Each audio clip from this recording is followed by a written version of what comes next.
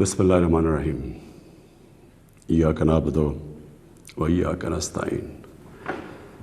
میرے پاکستانیوں، آج میں یہ جو سینٹ کا الیکشن ابھی ہوا ہے اس کے اوپر میں آپ سب سے اپنی قوم سے بات کرنا چاہتا ہوں۔ یہ سینٹ کا الیکشن اس لیے ضروری اس کے متعلق اپنی قوم کو بات کرنا اور سمجھانا کیونکہ اس کے اندر جو ہمارے ملک کے مسئلے مسائل ہیں وہ جس طرح کا یہ الیکشن ہوا ہے وہ اگر آپ سمجھ جائیں تو وہ سارے ملک کے مسئلے مسائل ادھر سے آپ کو سمجھ آتی ہے جس طرح کا یہ الیکشن ہوا ہے۔ سب سے پہلے ہم کچھ 6 سال پہلے تحریک انصاف نے سینٹ میں حصہ لیا جب پختونخوا میں ہماری گورنمنٹ تھی، تو تب مجھے اندازہ ہوا کہ سینٹ کے الیکشن میں تو پیسہ چلتا ہے، اور ابھی سے نہیں، یہ 30-40 سال سے سینٹ کے الیکشن میں پیسہ چلتا ہے۔ جو سینیٹر بنتا ہے، جو بننا چاہتا ہے، وہ پیسہ استعمال کرتا ہے، اور وہ خریدتا کس کو ہے؟ ممبرز آف پارلیمنٹ کو۔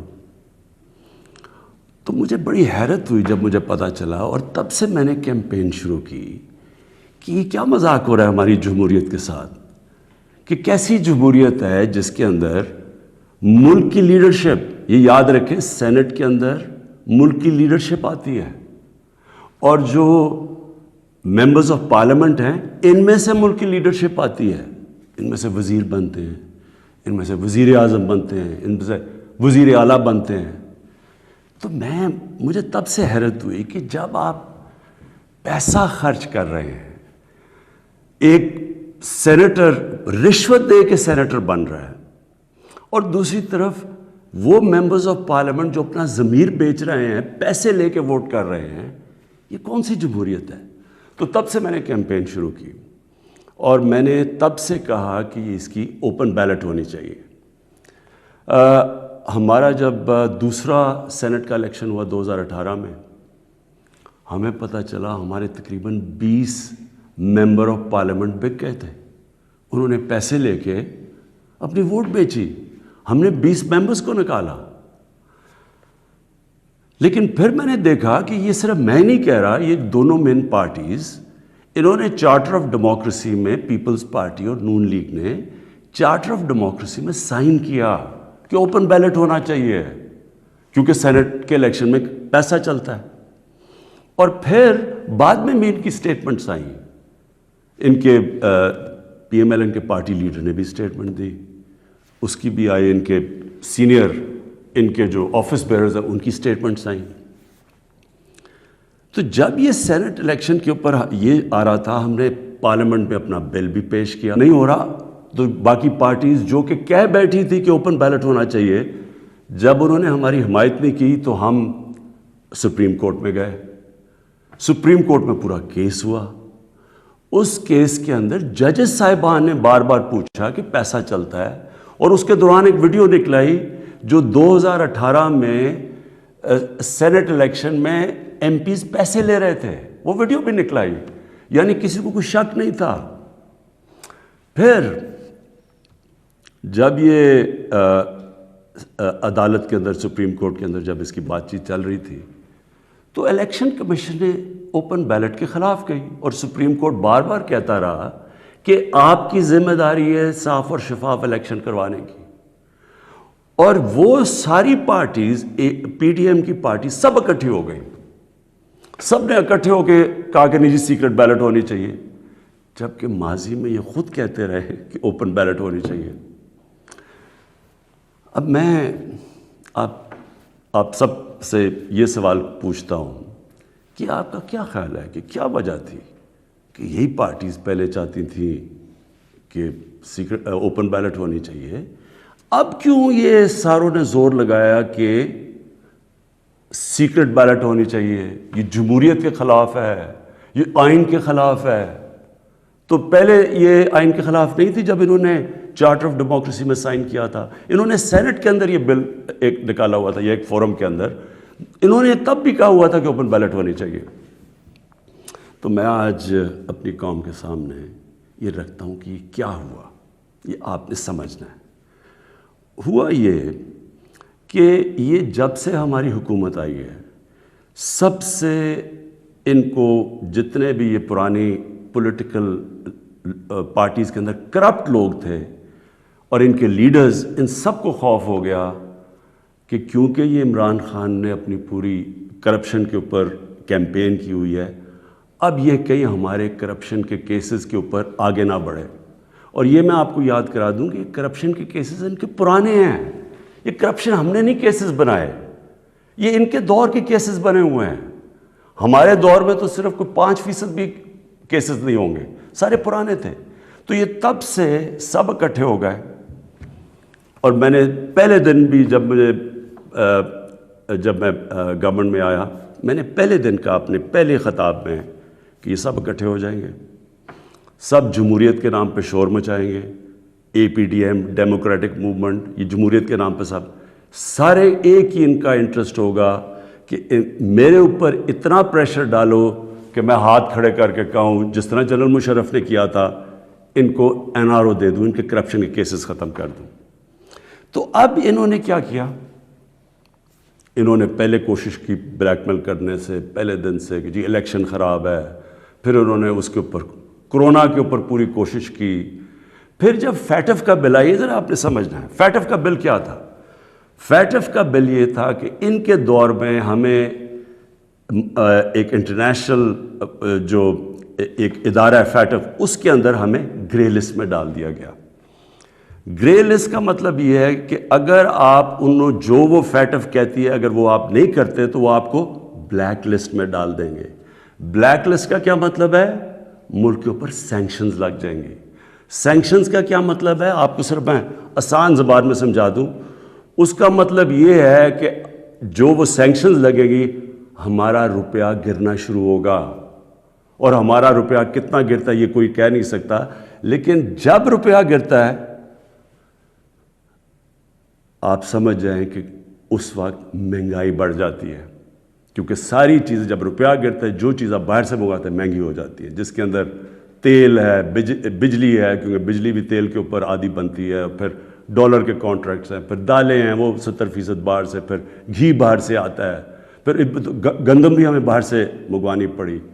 تو جو بھی چیز باہر سے آتی ہے، ٹرانسپورٹ، تیل، سب مہنگی ہو جاتی ہے۔ تو اگر فیٹف کی بلیک لسٹ میں آتے ہیں تو یہاں لوگوں کی یا تو غربت پھیلنی ہے۔ تو ہم فیٹف کے لیے جو قانون نکالنا چاہتے تھے، جو فیٹف نے ہمیں کہا قانون نکالنا تھا فیٹف کا، ان سب نے مل کے ایک ہمارے پاس ایک NRO کا ایک دے دیا جی کہ جی یہ نیب کے یہ چینجز کریں، مطلب کہ نیب کو ختم کر دیں، تب ہم فیٹف کا بل سائن کریں گے۔ فیٹف ملک کے لیے، نیب کا اس سے کیا تعلق ہے؟ صرف اور صرف کہنے کی کوشش ہے، ان کا 1 پوائنٹ ایجنڈا ہے کہ کسی طرح مجھے پریشر کر دے کہ میں کسی طرح بلیک میل کریں کہ ان کو NRO دے دوں۔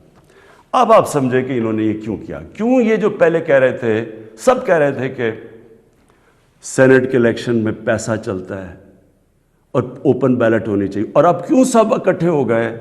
سپریم کورٹ میں جا کے سب نے اکٹھے زور زور سے کہا کہ نہیں جی ہمیں سیکرٹ بیلٹ چاہیے، خفیہ بیلٹ چاہیے۔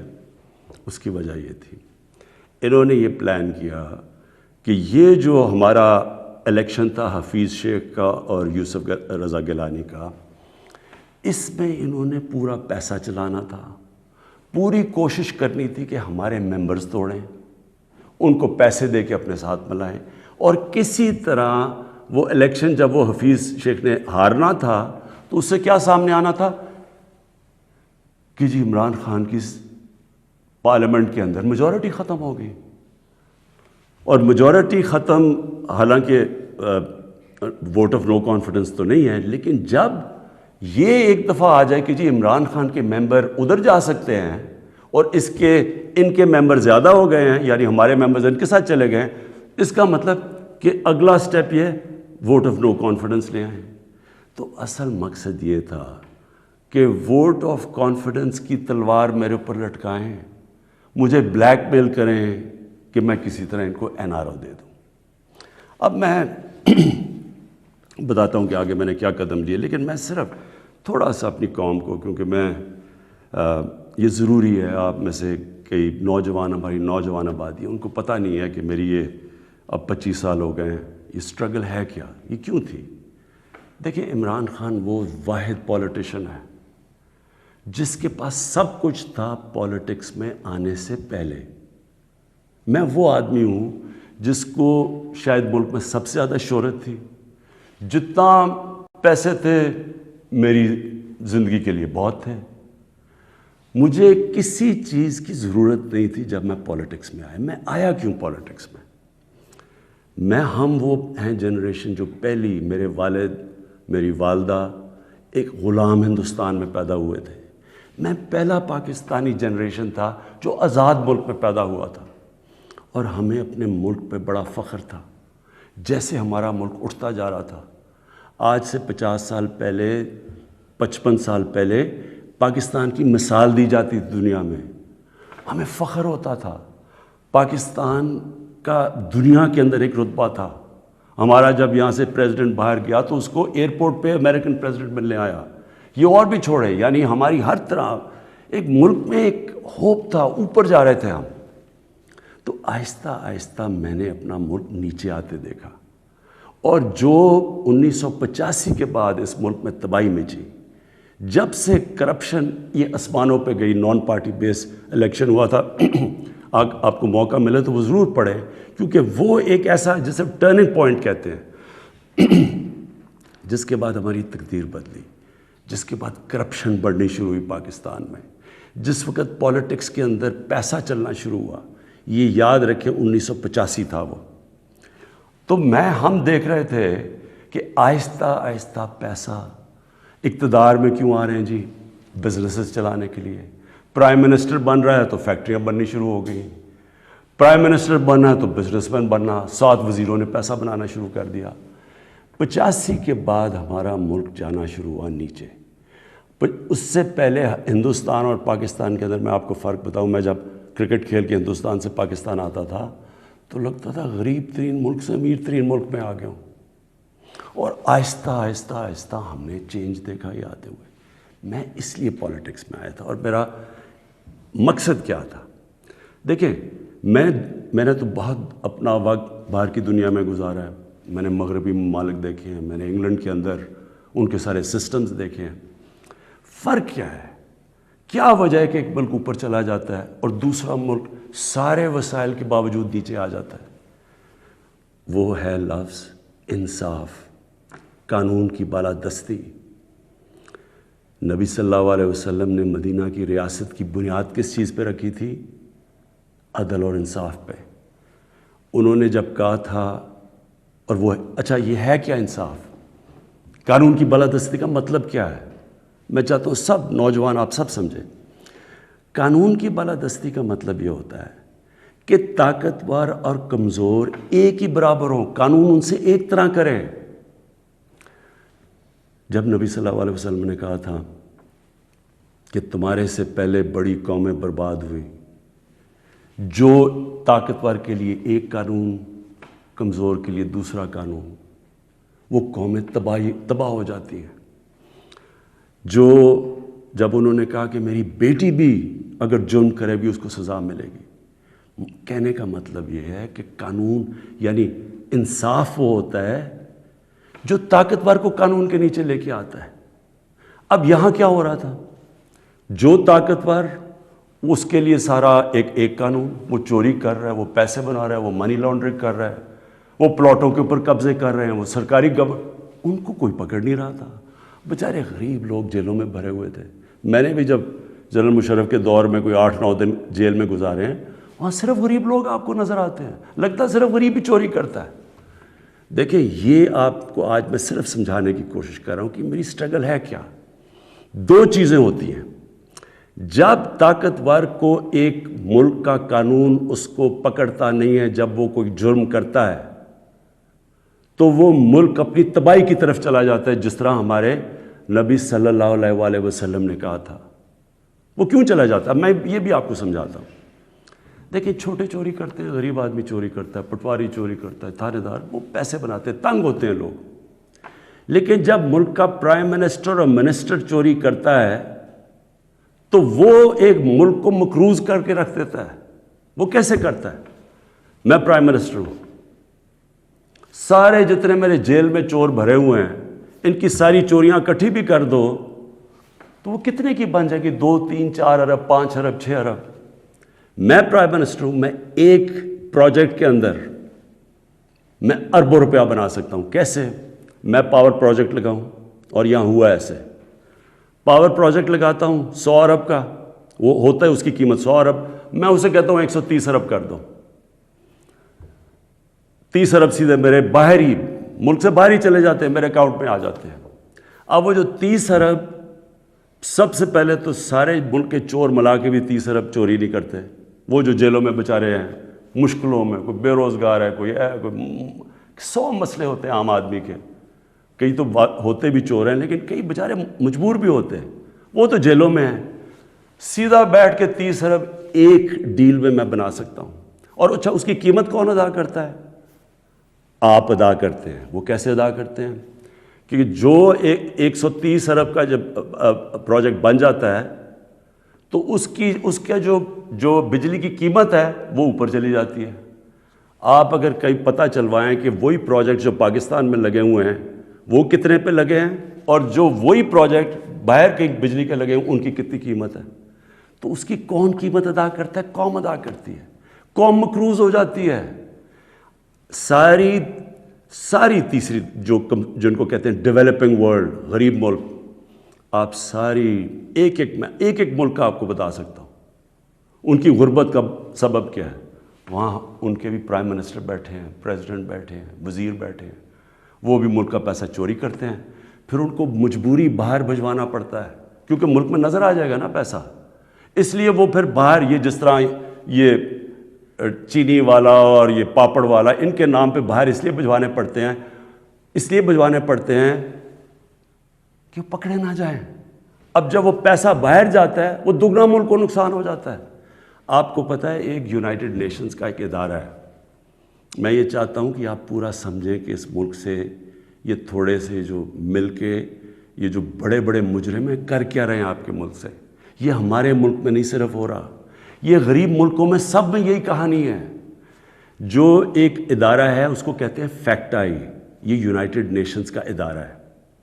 یہ کیا کرتا ہے؟ یہ پوری طرح ریسرچ کرتا ہے کہ غریب ملکوں سے پیسہ امیر ملکوں میں کتنا پیسہ جاتا ہے، یا آف شور اکاؤنٹس میں کتنا جاتا ہے، یا بڑے بڑے لنڈن اور نیو یارک میں بڑے بڑے غریب ملکوں سے لوگ جو گھر خریدتے ہیں وہ اس کی سروے کرتا ہے.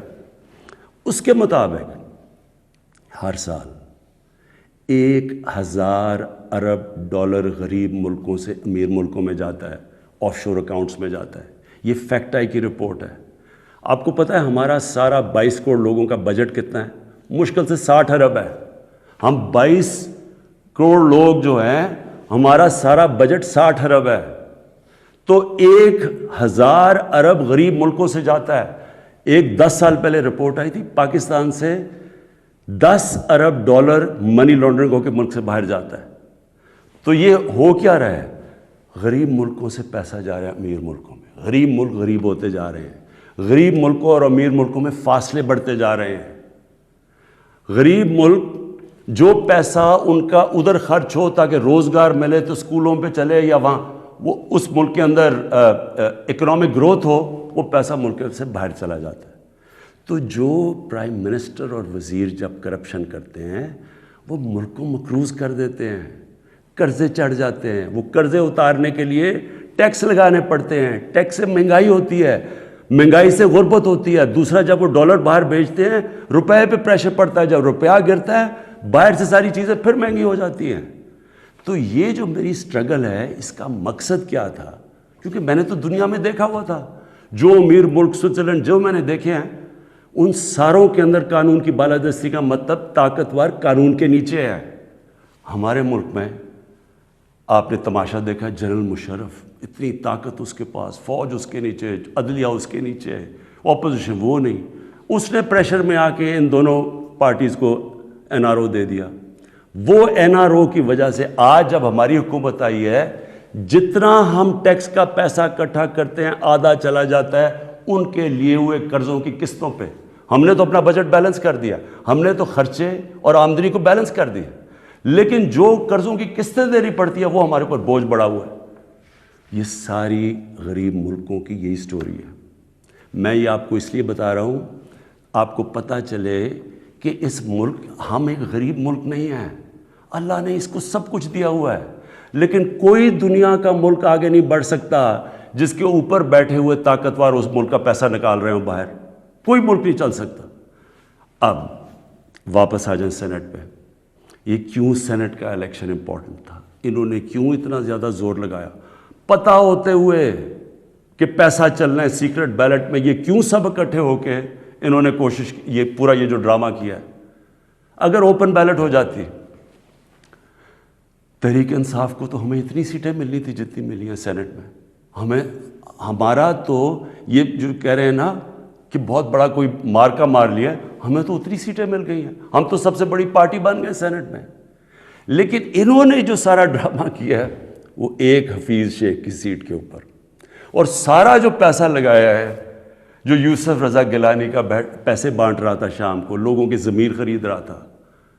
اور وہ جو میں نے جب اپنے ایم این اے سے جب میٹنگ کی, ہماری خواتین نے ہمیں بتایا کہ جی ہمیں کال کر کے آفرز مل رہی تھی. کوئی ہماری پرانی پی ٹی آئی کی وہ کال کر کے کہہ رہی تھی 2 کروڑ سے بولی لگ رہی تھی. اب میں الیکشن کمیشن سے تھوڑا بات کرنا چاہتا ہوں. دیکھیں, الیکشن کمیشن آپ کا بہت بڑا رول ہے. آپ کی سب سے بڑی ذمہ داری صاف اور شفاف الیکشن ہے. یہ آپ کی آئینی ذمہ داری ہے. پہلے تو مجھے یہ نہیں سمجھ آئی کہ آپ نے عدالت میں کیوں جا کے کہا کہ جی خفیہ بیلٹ ہونی چاہیے. مجھے یہ بتائیں, کوئی آئین اجازت دیتا ہے چوری کرنے کی, رشوت دینے کی کوئی آئین اجازت دیتا ہے جو 30 سال سے ہو رہا ہے؟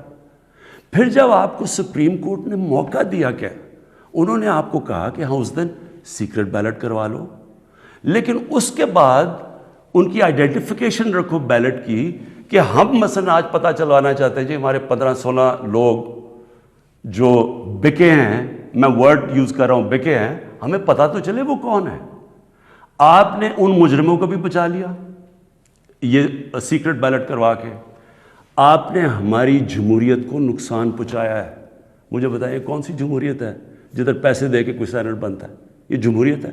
جمہوریت کا تو مطلب ہوتا ہے الیکشن سے لوگ اوپر آتے ہیں. یہ پیسے دے کے اوپر آنے کا یہ جمہوریت ہے؟ دوسرا مجھے بتائیں کہ جو ہمارے بچے ہیں, ہمارا ایک نوجوان آبادی ہے, اب ہم کیا ان کے لیے مثال سیٹ کر رہے ہیں؟ سارے ملک کے سامنے پیسے چل رہے ہیں, وہ ویڈیو چل رہی ہے پیسے کی. اس سے پہلے ویڈیو چلی جو 2018 کے الیکشن میں کہ جناب وہ ایم پیز کروڑوں روپیہ ایسے کر کے بیگز میں ڈال رہے ہیں. کوئی کچھ کوشش کی؟ کیا آپ کو یہ نہیں پتا کہ آپ کی ذمہ داری تھی انویسٹیگیٹ کرنے کی؟ ساری ایجنسیز آپ کے نیچے ہیں, سب کے سامنے یہ تماشا ہوا. مجھے یہ بتائیں کہ جب ایک ملک کی لیڈرشپ, یہ لیڈرشپ ہے سینٹ کی, جب یہ رشوت دے گی اور رشوت لے گی تو آپ کیا کہیں گے کہ پٹواری اور تھانے دار وہ ٹھیک ہو جائے گا؟ کیا آپ کہیں گے باقی لوگ ٹھیک ہو جائیں لیکن لیڈرشپ چوری رشوت دے؟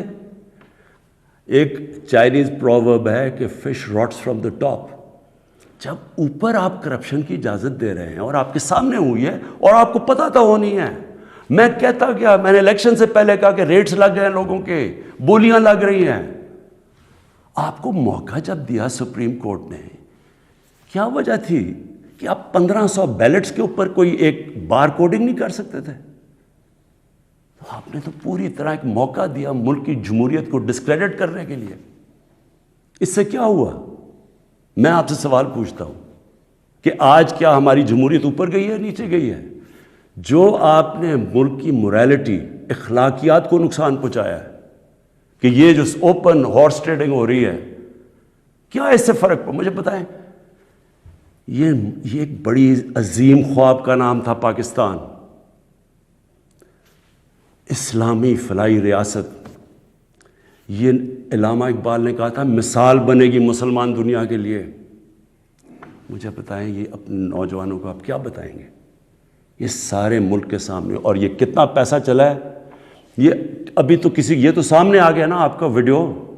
آپ کو یہ نہیں اندازہ کہ کتنا پیسہ چلا اس الیکشن کے اندر، کس طرح لوگوں نے اپنے ضمیر بیچے ہیں پیسہ بنانے کے لیے، کس طرح ہماری پالیٹکس کو کرپٹ کیا گیا ہے۔ جو کروڑوں روپیہ خرچ کر کے سینیٹر بنے گا وہ حاتم طائی ہے، وہ آ کے ملک کی خدمت کرے گا، وہ یہ پیسہ کدھر سے ریکور کرے گا؟ پھر کہتے جی کہ دیکھیں جی کرپشن بڑی بڑھ گئی ہے ملک میں۔ کبھی قانون سے بھی کوئی کرپشن ختم ہوئی ہے؟ مجھے بتائیں، کبھی کوئی قانون بنا کے یا لا انفورسمنٹ سے کرپشن ختم ہو سکتی ہے؟ کرپشن ایک معاشرہ ختم کرتا ہے، ایک قوم مل کے کرپشن ختم کرتی ہے۔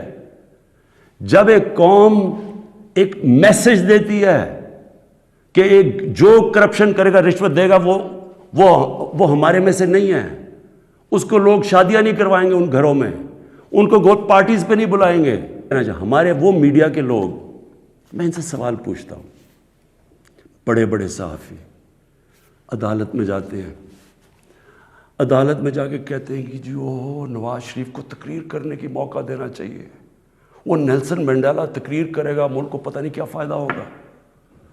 ایک آدمی سپریم کورٹ سے کنوکٹ، ایک مجرم جھوٹ بول کے ملک سے بھاگا ہوا، جس کے اوپر اربوں اربوں روپے کی چوری، اس کے بیٹوں کے اربوں روپے کی پراپرٹیز میں رہ رہے ہیں لنڈن، ملک سے کیوں بھاگے ہوئے؟ جی ہم برطانوی سٹیزن ہیں۔ وہ تو جی بکنگھم پیلس میں پیدا ہوئے تھے نا، کدھر سے پیسہ آیا ان کے پاس؟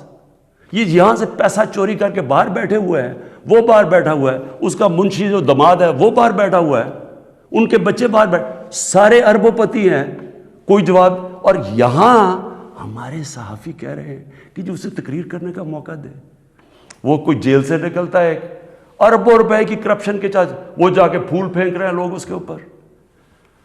مجھے یہ بتائیں کیسے کرپشن ختم ہوگی؟ جب آپ معاشرہ، جب ان کرپٹ لوگوں کو ایکسیپٹیبل کر دے گا، یہ کھلے عام، جب یوسف رضا گیلانی یہ جب بنے گا سینیٹر اور وہ پیسے چلا کے، اور ہم اس کو ایکسیپٹ کریں گے، جی او ہو جی جمہوریت ہے بڑی آ گئی، یہ صرف میں یہ سمجھنے کی کوشش کر رہا ہوں کہ کیا ہمیں فکر ہے اپنے آنے والے بچوں کی، اپنی جنریشنز کی، اپنی نسلوں کی، کہ کیا ہم ایگزامپل سیٹ کر رہے ہیں ان کے لیے؟ میں اپنی ساری قوم سے پوچھتا ہوں کہ اگر آپ ان لوگوں کو ایکسیپٹ کر لیں گے جو بڑے بڑے ڈاکو، کیا عمران خان کی اکیلے کی ذمہ داری لگی ہوئی ہے کہ ان کے پیچھے پڑا رہے؟ یہ آپ سب کی ذمہ داری ہے۔ سنگاپور کے اندر جب ایک وزیر نے چوری کی، کرپشن کی، لی کوان یو جو ان کے پرائم منسٹر کا سب سے قریبی تھا، اس نے جب اس کو سزا دلوائی، اس نے خودکشی کر لی، کیونکہ اسے پتا تھا معاشرے میں اب میری جگہ ختم ہو گئی ہے۔ اس کو معاشرے میں ہال نہیں ڈالیں گے، پھول نہیں پھینکیں گے کہ نیب سے باہر آ رہے جی پھول پھینک رہے ہیں، کوئی نہیں پوچھ رہا کہ اس نے کتنی کرپشن کی ہے۔ میرے پاکستانیوں، دیکھیں یہ آپ کے اوپر ہے، کیا آپ اپنے ملک کو اوپر لے جانا چاہتے ہیں یا ان چوروں کے ساتھ کمپرومائز کرنا چاہتے ہیں؟ ہم آج اس لیے یہاں ہیں کہ ہم نے چوری ایکسیپٹ کی، چوروں کو ایکسیپٹ کیا۔ ہم نے ان لوگوں کو، جب ہمیں پتہ ہوتے ہوئے کہ انہوں نے آپ کا پیسہ میرا تو نہیں پیسہ چوری ہوا، یہ جو پیسہ باہر گیا یہ میرا تو پیسہ نہیں باہر گیا، یہ ہمارا پیسہ باہر گیا ہے۔ یہ کانٹریکٹس کے اوپر پیسہ بناتے ہیں، ہر چیز کے اوپر، سڑک جو بنی ہوتی ہے 1 ارب روپے میں، وہ بناتے ہیں 1.5 ارب روپے میں، باقی پیسہ ان کی جیب میں۔ اور وہ سارا، آپ ساری قوم جو ہمارے اوپر قرضے چڑھے ہوئے ہیں، پیچھے تو جائیں، قرضے چڑھے کیسے ہیں؟ کون سی قوم آگے بڑھ سکتی ہے؟ ایک مجھے قوم بتائیں، ایک ملک بتائیں، ایک مجھے ملک بتائیں جس کے پرائم منسٹر اور وزیر چوری کر رہے ہوں اور وہ ملک ترقی کر رہا اور خوشحالی ہو۔ ایک ملک مجھے بتا دیں۔ اور جو ملک سزا اور جزا نہیں کرتا، طاقتور کو سزا نہیں دیتا، وہ طاقتور جو مرضی کرے، وہ اچھا وہ بدقسمتی سے ان کو وی آئی پیز کی طرح ٹریٹ کیا جاتا ہے، جیلوں میں بھی وہ وی آئی پی ہیں۔ انہوں نے اربوں کی چوری کیا، وہ بیچارہ غریب آدمی نے کوئی کسی کی بھینس اٹھا لی کچھ، وہ اس کا حال دیکھیں اور ان وی آئی پیز کا حال دیکھیں۔ قوم کرپشن سے لڑتی ہے، قانون اکیلا کرپشن نہیں ختم کر سکتا۔ یہ جو آپ نے ڈرامہ دیکھا ہے آپ کے سامنے جو ہوا ہے، ساری قوم نے دیکھا ہے کہ پیسے دے کے ایک وزیر جیت گیا اور بڑی تالیاں بجے، جی بہت بڑا زبردست کام کیا اس نے. اس کا ماضی اٹھا کے دیکھیں. $60 ملین کا پاکستان کا پیسہ پڑا تھا سوئٹزرلینڈ میں. آصف زرداری تو کہہ ہی نہیں سکتا تھا میرا، کیونکہ اس نے تو کوئی ڈکلیئر ہی نہیں کیا، چوری کا پیسہ تھا. سپریم کورٹ اسے کہہ رہا ہے کہ لیٹر لکھو کہ پاکستان کا پیسہ سوئٹزرلینڈ کو واپس دیں. لیٹر نہیں لکھا. وفاداری جی، میں جی بڑا وفادار ہوں. کس سے؟ کسی انسان سے وفادار ہوں. پاکستان کا پیسہ سوچیں، 8-9 ارب روپیہ پاکستان کا باہر پڑا ہے، وہ آ جاتا، ہم اسے کیا کیا کر سکتے ہیں. اسکول بنا سکتے ہیں، لوگ ہسپتال، 100 چیزیں کر سکتے ہیں. لیکن جی اس نے وہ تو یہ اس کی سب سے بڑی ہے، اس پہ ڈسکوالیفائی ہوا ہے.